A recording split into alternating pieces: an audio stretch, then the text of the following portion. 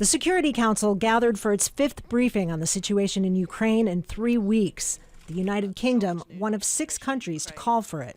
We want to continue to hold Russia to account for the war crimes that are being carried out there. We want to counter their disinformation and lies.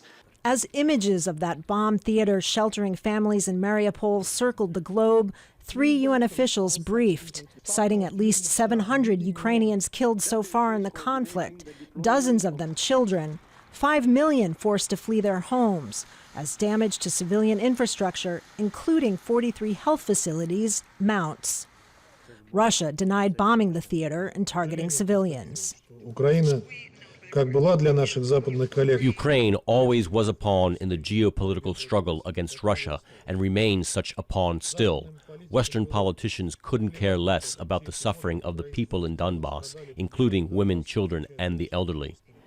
The briefing took place a day before the Security Council was expected to vote on a humanitarian resolution put forth by Russia. But NATO-aligned council members made clear they wouldn't support anything that didn't point the finger directly at Russia as the source of that humanitarian crisis. So Russia changed plans. We know if Russia really truly cared about humanitarian crises, the one that it created, it could simply stop its attacks on the people of Ukraine. But instead, they want to call for another Security Council meeting to use this council as a venue for its disinformation and for promoting its propaganda. Russia now plans to discuss U.S. biolabs in Ukraine, saying it has new evidence to share.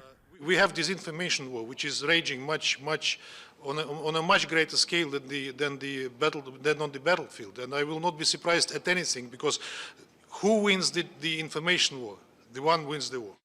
Intense diplomatic activity continues. I think we have to be very realistic. A lot of this is diplomatic game playing. It's not actually going to have a huge impact on the ground, but the US and its allies are looking for every way they can to put pressure on Russia. Lots of talk on the part of the Security Council, but still no action. Saloomey, Al Jazeera, the United Nations.